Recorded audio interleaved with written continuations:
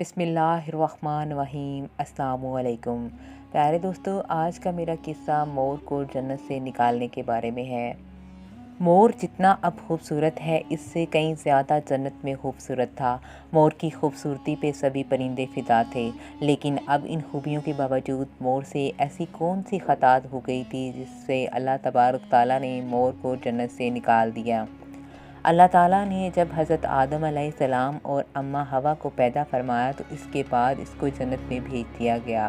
وہ دونوں جنت میں بہت ہی پرسکون رہتے تھے، بہت ہی لذیذہ میوے پھل کھایا کرتے تھے، لیکن ایک اناج جس کو کھانے سے اللہ تعالیٰ نے انہیں منع فرمایا، وہ اناج گندم تھا۔ چونکہ شیطان حضرت آدم علیہ السلام کی وجہ سے جنت سے نکالا جا چکا تھا، اس وجہ سے شیطان کی حضرت آدم علیہ السلام سے دشمنی ہو گئی تھی۔ شیطان یہ چاہتا تھا کہ وہ کسی بھی طرح حضرت آدم علیہ السلام کو جنت سے نکال دے اور ساتھ میں اماں حوا کو بھی جنت سے نکال دے۔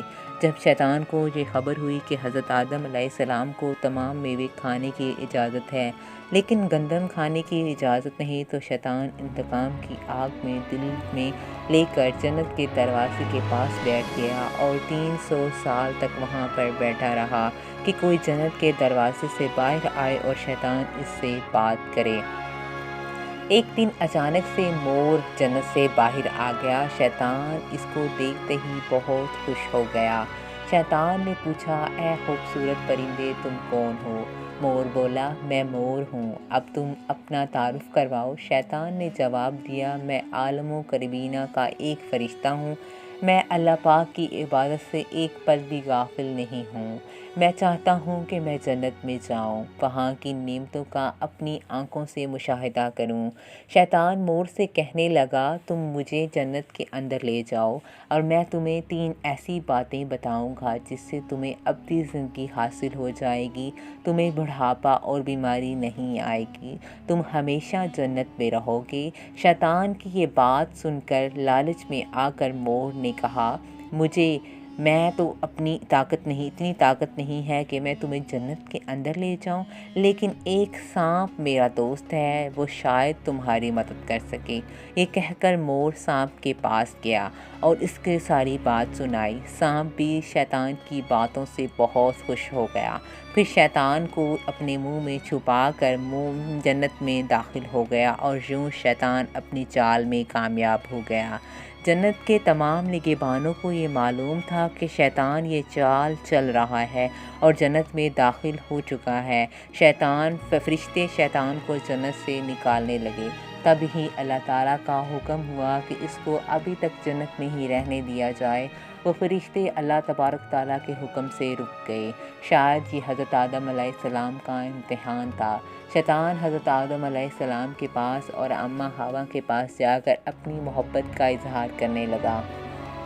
وہ دونوں ہی شیطان کو پہچان نہ سکے کیونکہ ماضی کے مقابلے میں شیطان کی شکل تبدیل ہو چکی تھی۔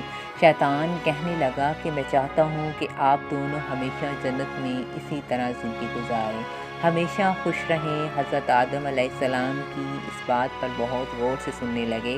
شیطان نے کہا، اگر آپ میری بات مان جائیں تو میں آپ کو جنت اور بھی سہولتیں ملیں گی۔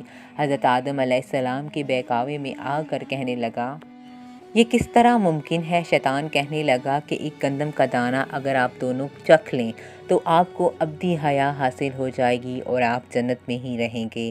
یہ بات سن کر حضرت آدم علیہ السلام کے دل میں رجحان پیدا ہوا، لیکن اس کے دل میں اللہ تعالیٰ کی نافرمانی کا خوف غالب آ گیا۔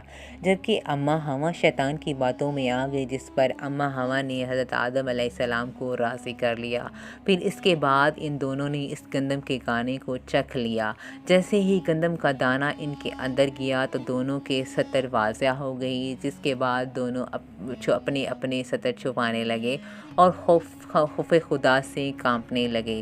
اسی دوران اللہ تبارک تعالیٰ نے فرشتوں کو یہ حکم دیا کہ حضرت آدم علیہ السلام اور اماں حوا دونوں کو زمین پر اتار دو۔ حضرت آدم علیہ السلام کو سری لنکا کے قریب نیچے زمین پر بھیج دیا گیا، جبکہ اماں حوا کو جدہ کی سرزمین پر اتار دیا گیا۔ جن خوبصورت پیروں سے چل کر مور شیطان کو جنت کے اندر لے آیا تھا، وہی خوبصورت پاؤں اللہ پاک نے مور سے لے لیے۔